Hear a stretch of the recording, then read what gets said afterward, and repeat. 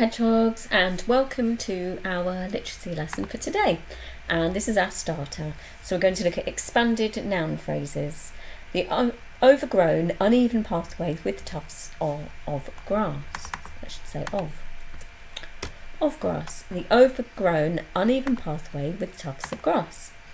So if you wanted to break that up into different features, then the is a determiner, overgrown and uneven are adjectives, and now pathway is a noun, and then with tufts of grass is a prepositional phrase. And we've talked quite a lot, haven't we, about expanded noun phrases. So we usually follow the pattern: adjective, adjective, noun, and then extra information. And then always remember the comma between the two adjectives. So I'd like you to have a go, pause your video, and turn these noun phrases into expanded noun phrases. Okay, right, let's have a look then. So the sky, what could we say about the sky? So I've had a little go, and my expanded noun phrase is the dark blue sky with grey clouds. So two adjectives and my prepositional phrase. And the cliff, the tall jagged cliff in the distance. So adjective, adjective, noun, and where is it? In the distance. So once you get a hang of adding that extra information, that can really help you. And then at the moment they're just phrases, so we could do a little bit more work with those sentences with those phrases, to turn them into sentences. It's really good to practice that, to add extra detail to your writing. So how does an author create an effective setting? Let's have a think. So they would use adjectives and prepositions to create expanded noun phrases. Senses, sights, sounds and smells. Long extended sentences with lots of detail. Short dramatic sentences to add effect.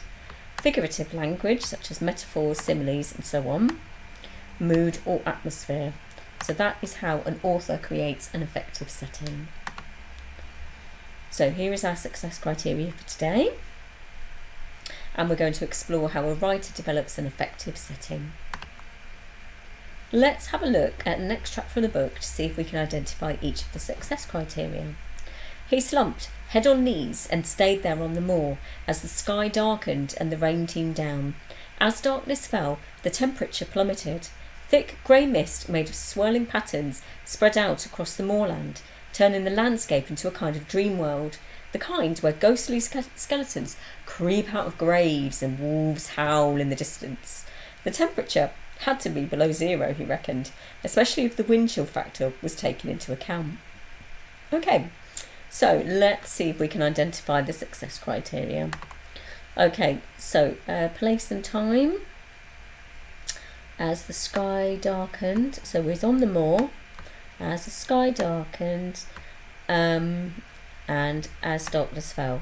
So that tells us that it's getting later in the day, it's starting to get dark.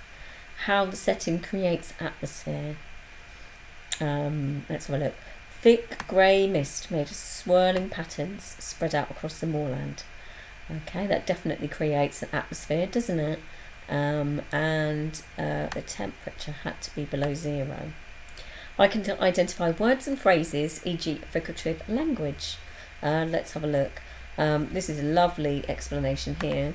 Turning the landscape into a kind of dream world, the kind where ghostly skeletons creep out of graves. Oh, that's lovely kind of metaphorical language, isn't it? Or given those skeletons, imagining that skeletons are moving. And what else? Prepositional. And notice that we've got a nice prepositional phrase here. Okay, thick grey mist made of swirling patterns spread out across the moorland. And again, so this part here is for you to think about, so writing a setting description and explaining the effect of words, phrases on the reader. So we have some vocabulary that's included in the book.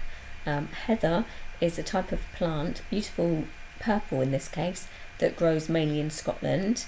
It does get quite misty over the mountains because the mountains are quite high, so it does generate lots of mist. And you would see heather on a Scottish moor, so it's very flat, so you've got that balance, that contrast of the tall mountains and the flat moor. The storm clouds rolling in over the mountain. It's very low visibility, so if you have lots of trees you wouldn't really be able to see where you're going. Pathway with tufts of grass. You've got an orange horizon there, and this is Caper Cayley.